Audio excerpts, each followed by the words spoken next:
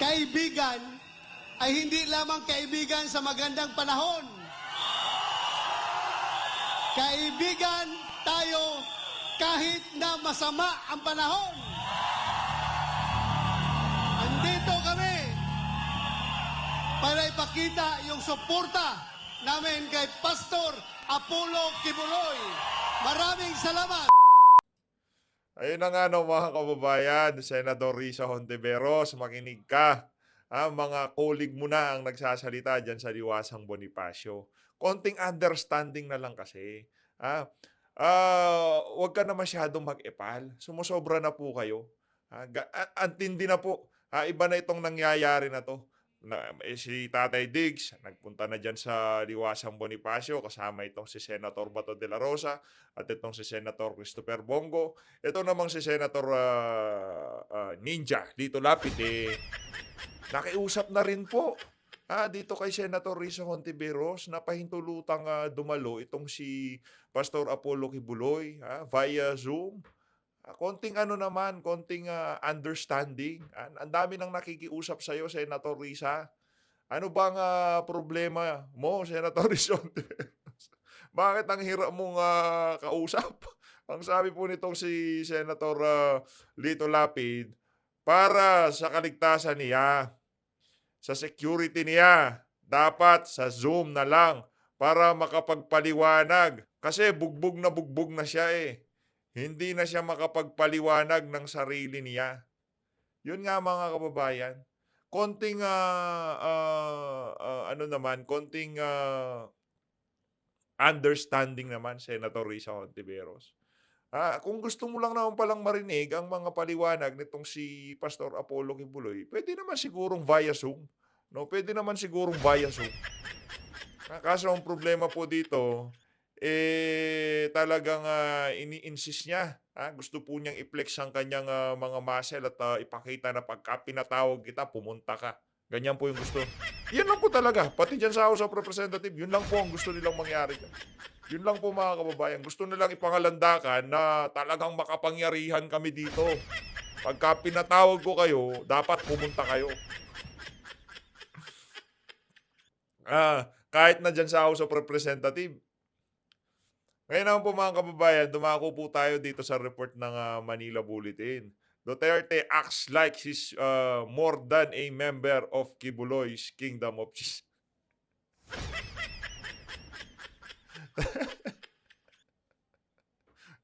Po talagang, ano na naman gusto niyong palabasin dito sa balita nyo na to, Manila Bulletin? Sa totoo lang po mga kababayan, yung mga binabalita nitong balita, Manila Bulletin, politiko, talaga pong di po natin mawari kung kinukuha ba nila yung mga report nila dito kay Senator Risa Hontiveros. Opisina ba ni Risa Hontiveros ang nagbibigay sa kanila ng mga article para i-publish? Ano ba yan? Dito po mga kababayan, pakinggan na po natin ang babala nitong si Tatay Digong dito sa mga nangyayari sa ating bansa, lalong-lalo na dito kay Marcos Jr. Naku po, makinig ka Marcos Jr. Maraming salamat po sa inyo. May mga kasama ako dito. Naku po, yan na nga ba? Nandyan na si Senator Bato, Senator Christopher Bongo. Ayos. Ngayon lang rin dumating. Si Robin. Si Ipe. Senator Bongo. Senator Bato. Si Sal. Ang cute ni Senator Bato. Si Fred. Nakita ka naman na. Fred, Lib. Tapos si Roque.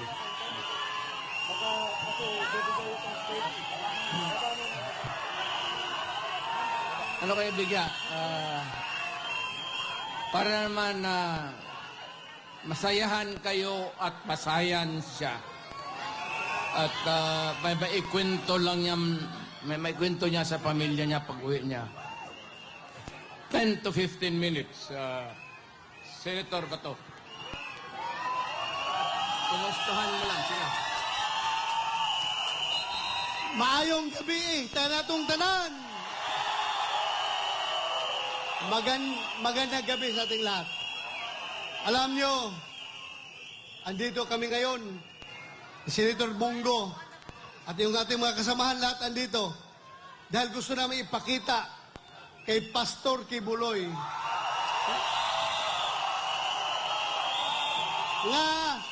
na ang pagiging kaibigan ay hindi lamang kaibigan sa magandang panahon. Kaibigan tayo kahit na masama ang panahon. Andito kami para ipakita yung suporta namin kay Pastor Apollo Kibuloy. Maraming salamat. Magandang gabi sa inyo lahat. Assalamualaikum sa mga Bisaya. Sino mga taga Mindanao dito? Sino mga taga Visayas? Sino mga Ilonggo? Lente, parinti ko mga Ilonggo, Bongo, Ilonggo. Unang-una, nandito po kami ni Senator Bato de la Rosa. Dahil kami po'y naniniwala. Grabe, napaka ano po ni Hontiveros, no? Meron po siyang mga kasama sa Senado. Konting respeto na lang sana dito sa mga kasama niya. Hindi niya ginawa. Ang laki pong gulo ng ginawa ni Risa Hontiveros. Sabi nga niya kanina, dahil po sa pagiging kaibigan niya kay Mayor Rodrigo Duterte, ay ganun na po ang ginagawa sa kanya. Narito kami ni Bato na sumusuporta sa ating mahal na Pangulong Rodrigo Duterte. Mahal niyo si Pangulong Duterte? Pag mahal niyo si Pangulong Duterte, mahal natin ang ating kapwa Pilipino. Grabe, dami mong tao. Gaya ng sinasabi ko noon sa inyo, ang serbisyo po sa tao, serbisyo po yan sa ating Panginoon. Mahal namin kayo ni Pangulong Duterte at sama-sama po tayo rito. Patuloy kaming magmamahal sa aming kapwa Pilipino. Maraming salamat sa inyong pagmamahal. Salamat po. Kababayan kong Pilipino, sa makaisa pa, ngayon ko lang ka rin kayo nakita eh. Nung umalis ako ng Malacanang, ngayon lang. So, pagpatawarin po ninyo ako, maghingi ako ng tawad. It comes late, but maraming salamat sa inyo. At ginawa ako ninyong presidente. Pinuntahan ko dito, nandoon naman ako sa Davao. Pag gano'n nang ako lumakad, staggered, I use a cane, nagbabadtos na ako. Because of old age. I used to be, pupunta ako dito ng Davao, dito man ako nag-aral, at matatag at matigas ang katawan. Hindi ko naman akalain na paabotin ako ng Panginoong Diyos. Makatapos, makauwi, makatrabaho, at maging isang mayor doon for 23 years. Naging congressman, vice mayor ako ng anak ko. Tapos, after about almost 30 years, bumalik ako ng Maynila, hindi na estudyante, presidente na ako. Itong ibigay ko sa inyo, maliit ito na bagay. Pwede ninyong itapon ito pagkatapos. Tapon mo lang sa isip mo. Pero pagdating ng panahon, nakikiusap ako sa inyo, nakaluhod, na huwag ninyong kalimutan ito ay legal. It could spell the difference of what we have now, what we can pass to you, our children, at anong maibigay mo sa iyong mga apo at mga apo at mga anak ng mga apo nila. Alam mo, may mga tao talagang ayaw ko sanang lumipas na eh. Lumipas na.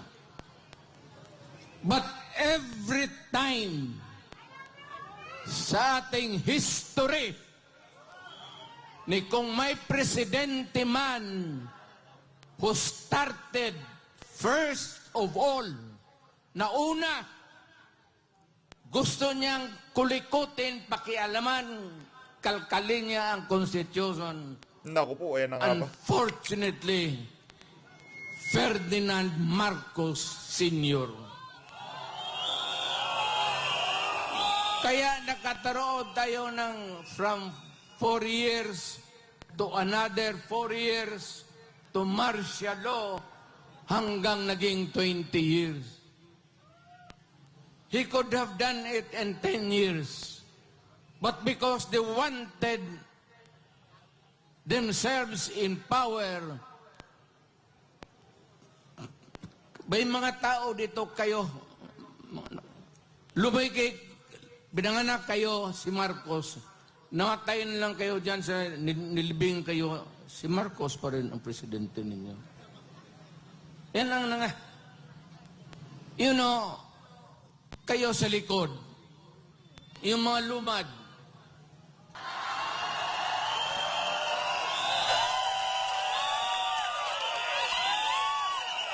ito lang, hindi ko na lang habain, ha.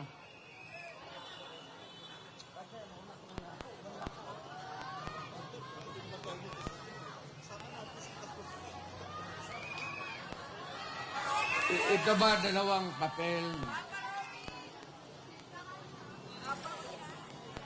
Ito yung konstitusyon ngayon.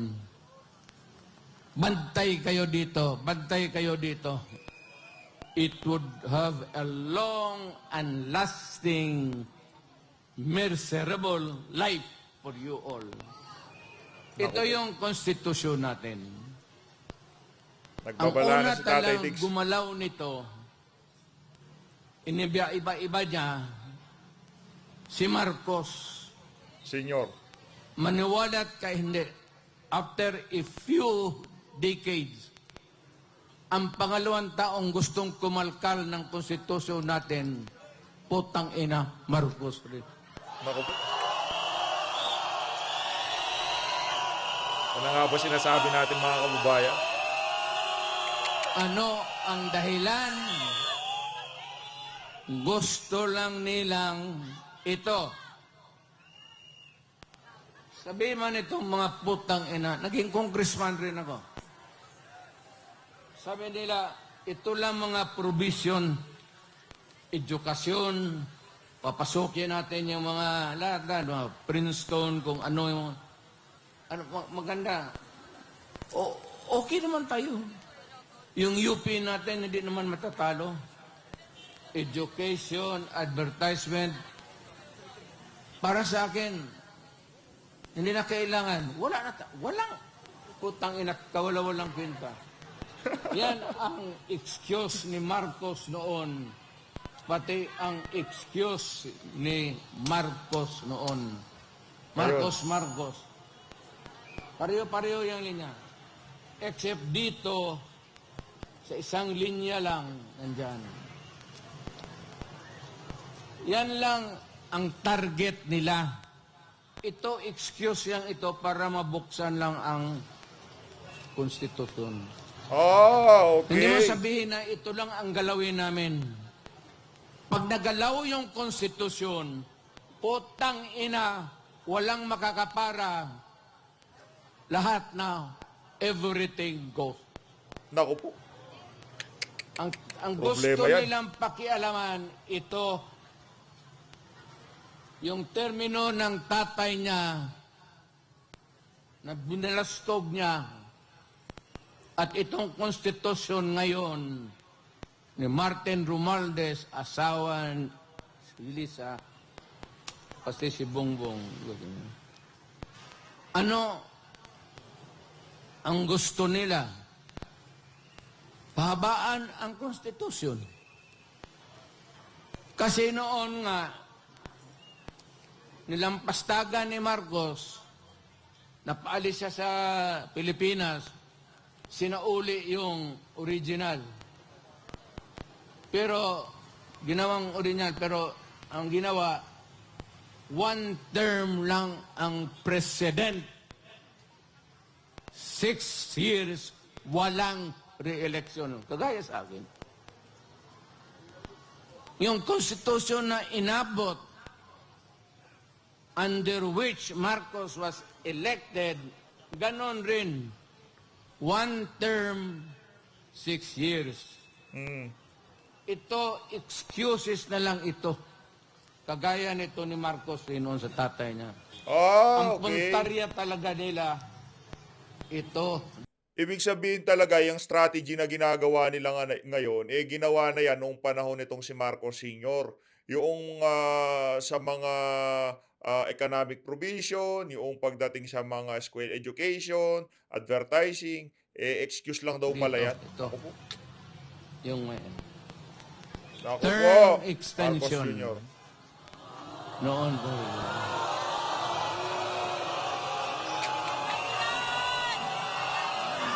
Because yang constitution kung saan na siya nahialal, one term, 6 years. Ngayon, gusto nilang tsa-tsa, People's Initiative. Ang balita ko, may pangatlo na yan, Constituent Assembly by Congress. Mukhang inumpasahan na nila kahapon. Mas madali yun at walang objection. So, kung may galawin man ang konstitusyon, isa lang. Pahabain lang talaga ni Marcos kung anong ginawa ng tatay niya, gagawin niya. Ako, na-elected ako under this constitution. It says that I served 6 years. Then after that, I go out. Umalis ako. Usang doon. Pero itong mga tao talaga, Marcos doon, unang panahon, Marcos dito, basta panahon ng Marcos, putang ina, napakialaman talaga yung konstitusyon. Naku po. Pinapahaba yung trabaho. Yan na nga ba sinasabi natin? Panoorin nyo po to. Either galit kayo kay Tatay Digong o DDS kayo, panoorin nyo po to. Kayong pumayag na ganon, kababuyan yan. Sabi ko sa iyo, hindi tayo magkakilala lahat. Kung unang panahong nagkita tayo dito sa Maynila, magpatayan tayo. Ilocano ka, Batanggenyo ako, Bisaya ako, Waray, Buro. But in 1935, yung matatanda natin, yung mga minuno natin, nung binatawan tayo ng Espanyol, ang Espanyol nag-istambay sa Pilipinas ng 400 years.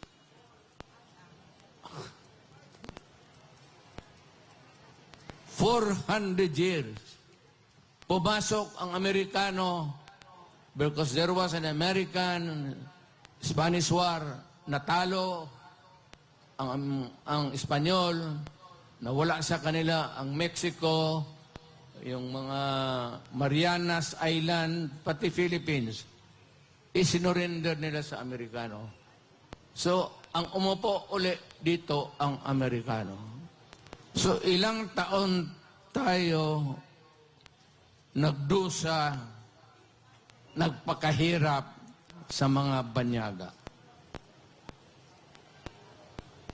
Ngayon, may isang presidenteng dumaan na matagal na dinispatsa naman sana namin. Pati ito ngayong anak, may tuyo sa ulo talaga ang mga Meron po talaga. Meron pong saltik tong mga ano na to, pamilya na to, sa totoo lang. Meron pong saltik, no? Ay, naku, wag na po kayong bumoto ng ay, naku po yung Marcos na yung mga si Raul. gusto pahabain. Sila lang naman yan yung gustong mapahabain ang termino nila. Ang Pilipino, wala mang interest dyan magpahaba ng termino. Ang Pilipino, ang gusto magpahaba ng utid para papakaligaya kung sino ang gustong paligayahin. Utang ina.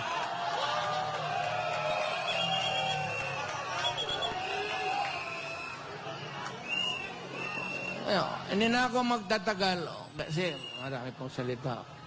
Tsaka ilang araw na kayo. Mag-uwi na kayo. Huwag lang kayong magpaluko. Yan ang legal. Sabi ko.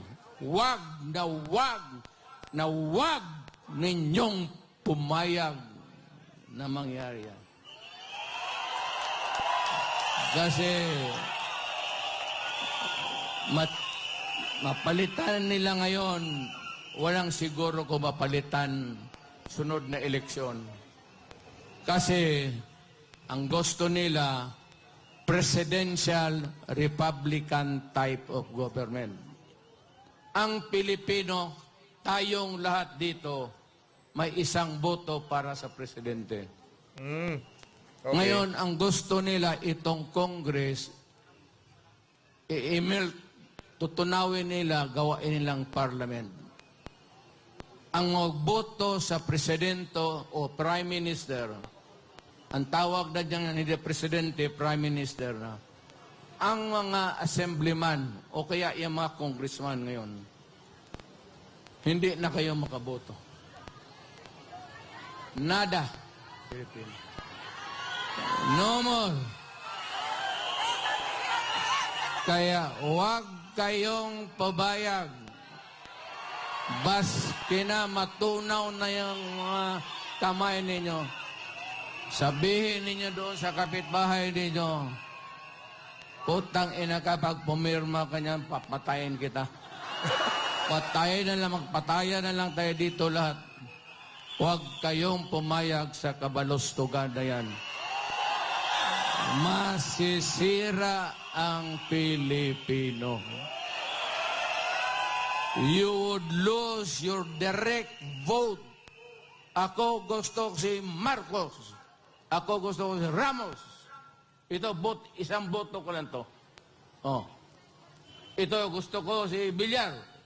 Isang boto lang. Pag tinunaw nilang yung constitution ngayon at yung sabi nilang bagong constitution, itutunaw na nila, ang lalabas niyan, ang presidente maging prime minister na. At ang mga yung mga congressman ngayon, assemblyman na. Wala ng Senate, wala ng House of Representatives. Purnada na tayo. Kung sakali man, itapod lang ninyo ang oras. Kung sa anong oras kayo mag-umpisa dito, pagka ganon, well, meron akong ipagbilin sa inyo. Hindi pa naman talaga, at saka ako naging presidente. Awang-awa ako sa military. Mababait yan sila. Awang-awa ako sa mga polis. Yung mga polis, maraming gago dyan. Yung iba, pwede niyo patayin. Pero sila sa trabaho nila, medyo talagang matino yan sila.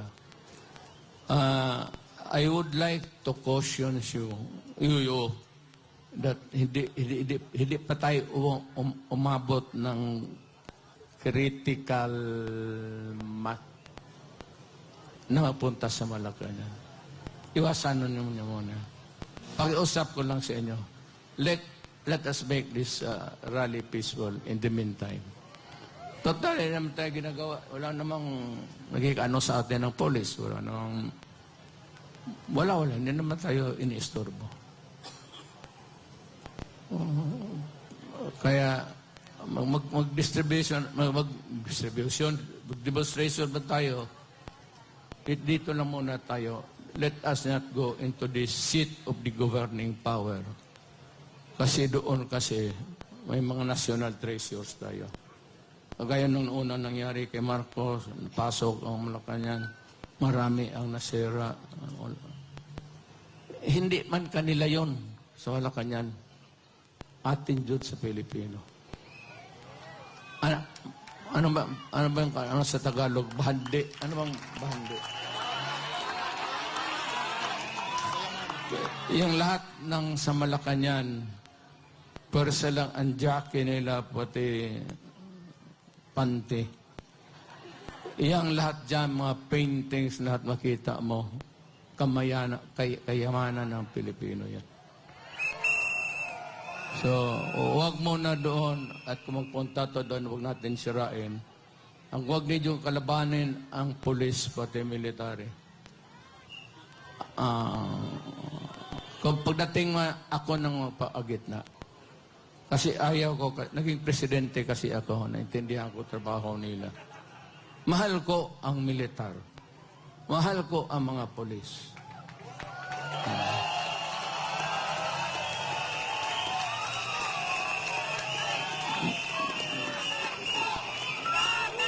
Grabe, ang daming tao. Babae mo na.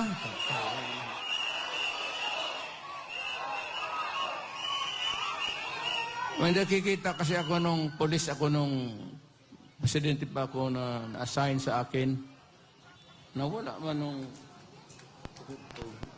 ano ko dito. Pero the one thing that I can contribute really is let us avoid bloody incident. Hindi pa. Dadating yan. Yun. Pagka pinagpatuloy po nitong si Marcos Jr. yung pangbubuyo dito sa issue ng West Philippine Sea at talagang sinusubo niya ang ating bansa dito sa mga problema na to. Magkakatotoo po to, darating to. Panigurado, darating tong sinasabi ni Tatay Digong na. Pag dalang itong si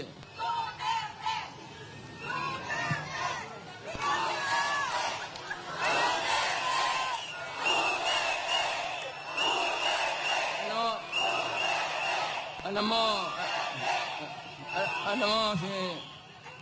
si Marcos, pasyal na lang yan.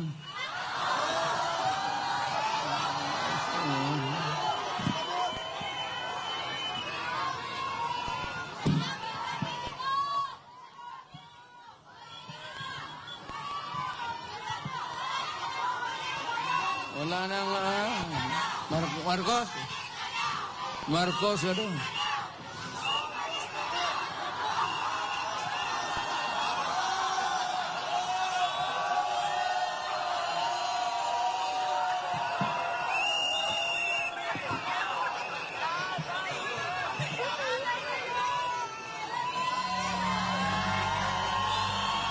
Mahal ko kayong lahat.